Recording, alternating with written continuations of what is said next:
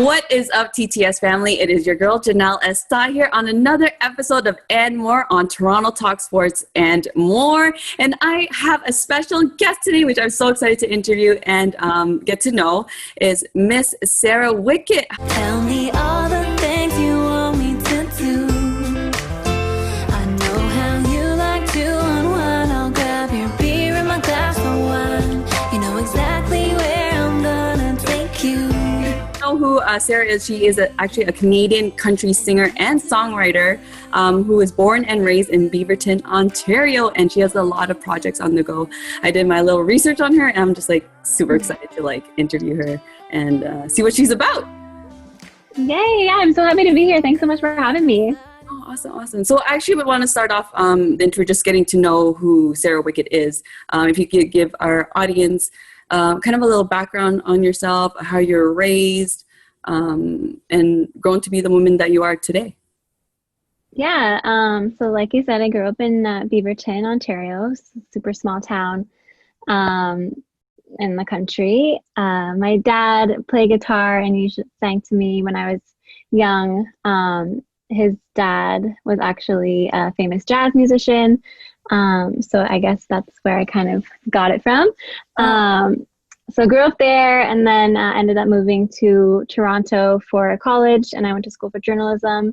And while I was in college, I kind of decided that I really wanted to pursue music seriously. So I looked for a band and kind of got that all started for myself. And now here I am out of college for 4 years now and just doing the music thing. And yeah, it's good. It's fun. Yeah. So that's kind of interesting when you say you grew up with a jazz background. How did you get into country music? It's kind of a long story, the whole jazz thing. So my dad was actually adopted. So his biological dad was a famous jazz player. So we never met him or anything, but we're assuming that's where the kind of musical inspiration came from. So didn't really grow up on jazz because my dad didn't grow up with his biological dad, but my dad always loved to play music. So I was more raised on classic rock, pop, and then I transitioned into country not until I think it was when Shania Twain came around.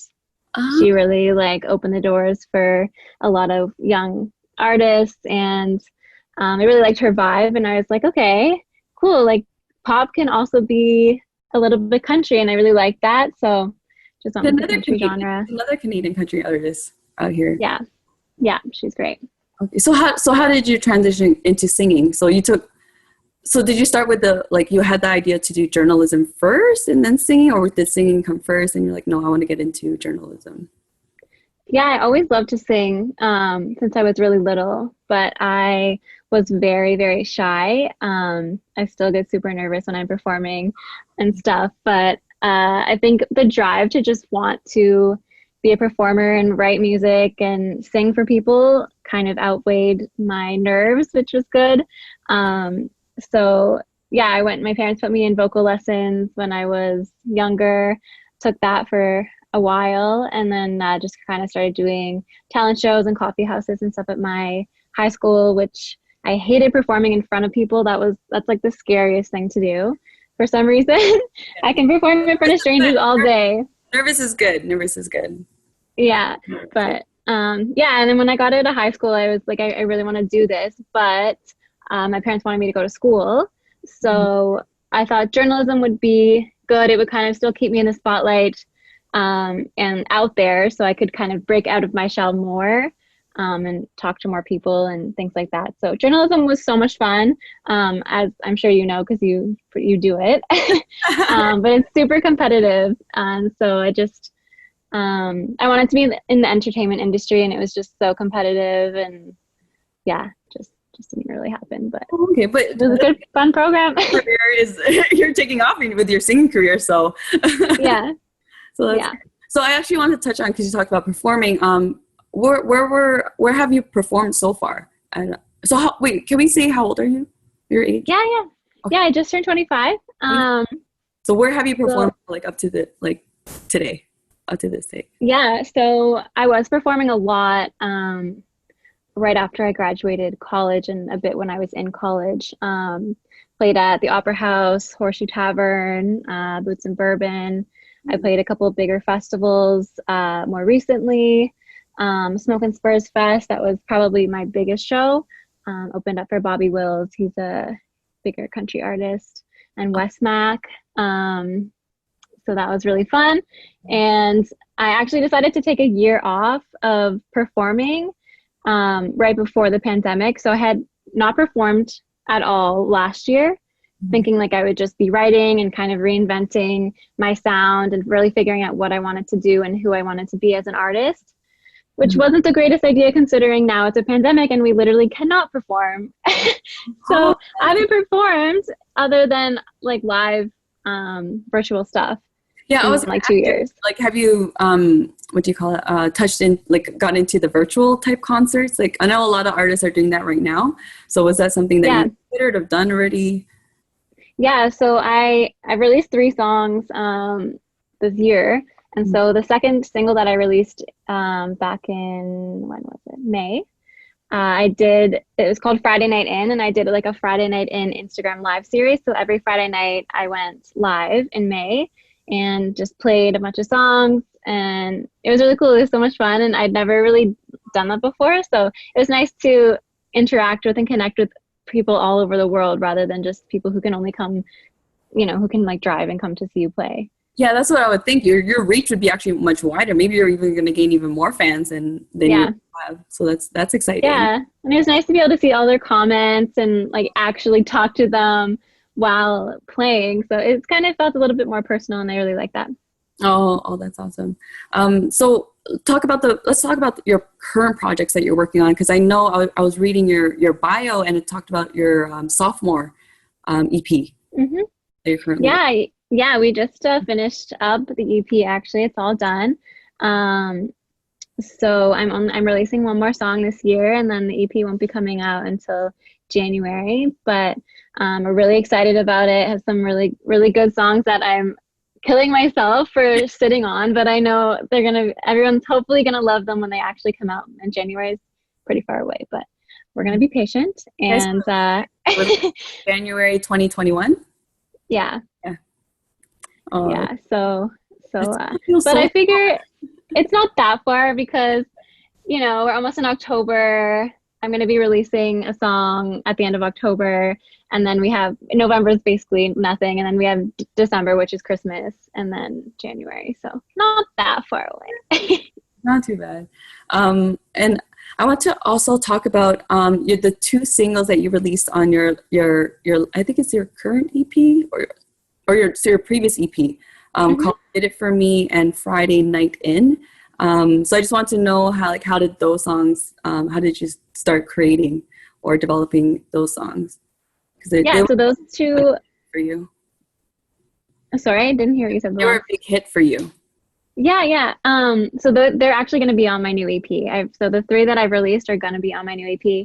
And then I'm releasing 3 more that'll be on it. But yeah, Did It For Me. I was supposed to be working with somebody else on a song, and it didn't end up following through with it, and we just kind of like burned some bridges between our friendships and stuff, and it was kind of not the greatest situation, but that's where Did It For Me came from. It's just kind of like you need to do something for yourself, and sometimes you got to be a little bit selfish, but in the end it's better for you anyways. So we released that one in February. And then Friday Night In, we actually wrote before the pandemic or anything. I think we wrote it last December. And it's just totally me. Like I would totally rather stay in on a Friday night than go out with with people that I barely even know and meet different people and things like that. I would rather just be in with my close friends and just chill. And it just happened to be perfect with the pandemic and everything like that, and everyone already staying in. So it was a really good time to release that. And yeah. Oh, so where do you get your influences? I'm guessing, because you do write your songs as well, so I'm guessing you get it from your real life? Yeah. All my songs are about my life, my experiences. I did write a song about my best friend's breakup recently, and that was pretty hard for me to write about somebody else, but I felt like I was also kind of in the breakup because she's my best friend, so I felt her pain too. Yeah. But yeah, I usually write about my own experiences, and I just feel like that's the easiest for me, and it just helps me put out a better song because I really feel it. Oh, Yeah. And there's another song, What We Do. Mm-hmm. And what is that song about? If you could tell us more about it. Yeah. So What We Do is my current single. So I'm in a really great relationship right now, and I wanted to write a song about just how much I love my man, and also just kind of wanted to, it's kind of a sexy love song, some like risque lyrics in there, but I really wanted to help other women feel like empowered when they hear it, like they're able to talk about sexuality and things like that, because I'm super confident in myself and my body and all of that, so I wanted other women to feel like they could also do that, and so I figured it would be a good way to kind of put that out would be through a song. So yeah. Oh, interesting. I gotta listen. I don't think I heard that one. I think I heard one of your older songs. I forgot the title. I think it's called, I wrote it down somewhere, but we'll talk about that later. okay. But I also read that you were actually named CMAO's July's Artist of the Month. So how exciting for that announcement. Congratulations, by the way. Thank you. I know. I was so shocked. I was actually on a beach for the first time this year because of COVID with my friends, and this is gonna turn into a long story, but my boyfriend and I and his two friends were at the beach. My boyfriend had just got back from India because he was stuck there for 6 months during the pandemic. So it was just like an overall really happy day. And then at the end of the day, I get that notification, and I literally just like sat on our blanket while they were in the water because I was just checking my phone and grabbing some drinks and heading back out. But I just like sat there on my phone and started crying. I was like, what the heck? This is so cool. I feel like it's really cool to be like recognized for that, especially by the CMAO and just a big industry like that. So yeah, it was really exciting, and I'm super grateful for that, and it's definitely a really, really great accomplishment, I think, for myself. So what did you do to celebrate? Honestly, we just went back and had some drinks. We were already kind of like partying all day, so we just partied some more. And then I called my parents because my parents and I are really close, and we all were super excited, and my mom was posting about it all over social media, and yeah, they're super cute. So yeah. Sweet. So so then now what's next for Sarah? I feel like you've accomplished so much already. So what's next? What's in the works? Well, aside from the EP, is there any other projects you want to do? Are you gonna you're in the process of finishing school, correct? Like almost done? No, I'm done school. You're still for a few years. Been out of school for a few years, but I'm actually releasing a new song next month in October, and it's a different song. It's a Punjabi / country mix mashup. So yeah, we're really excited about that. It's gonna be. We've been working really hard on it, and we're doing a music video for it. We're shooting this weekend.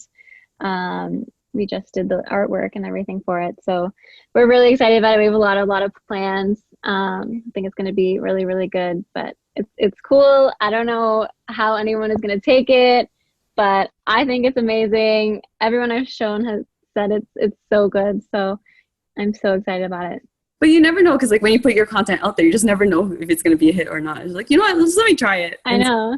See where it goes. And yeah. Then like, booming.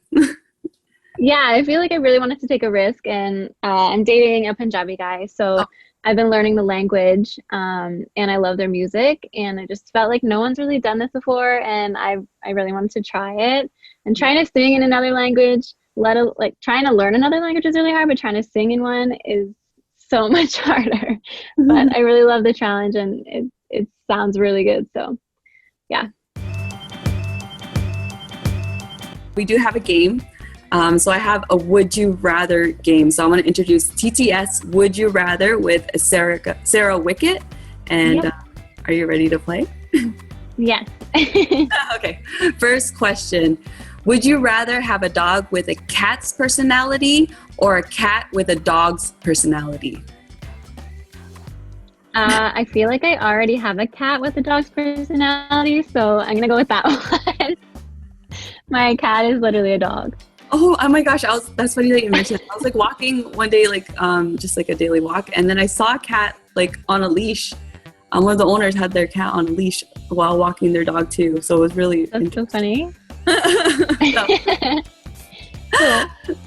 Next question. Would you rather eat no candy at Halloween or no turkey at Thanksgiving?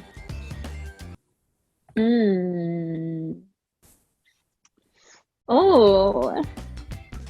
I was reading that. I was like, oh. Can I no turkey, I think? No turkey for Halloween? You're like, no, I have to keep my candy. I got it. Yeah. Okay. Yeah. Okay. There's other things we can eat on Thanksgiving, right? Yeah. Would you rather eat poop that tasted like chocolate or eat chocolate that tasted like poop? Ew! Oh my god! I don't know. Honestly, I eat some pretty weird stuff, but I don't know if I could get past knowing that I'm eating poop. No matter But what. but I also would not want to eat chocolate that tastes like poo. Like, I would rather eat something that tastes good, Yeah. even if it is kind of like a gross thing. So I think I would rather eat poo that It's tastes probably like like a mental thing too, because you're like, oh my god, this is poop, this is poop, this is poop. It's gonna gross you more out. I don't know. Yeah. I think I'll just do the chocolate that tastes like poop because I know it's chocolate, but it just tastes weird. That's what I'm gonna keep telling myself. Ew, it probably tastes so bad though. Okay, we'll go to the next question. Would you rather look 10 years older from the neck up or neck down? 10 years older? Oh god.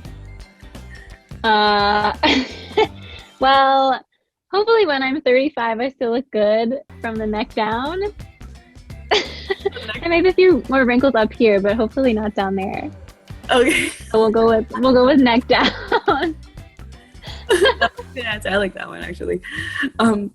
Would you rather be the funniest person in the room or the most intelligent?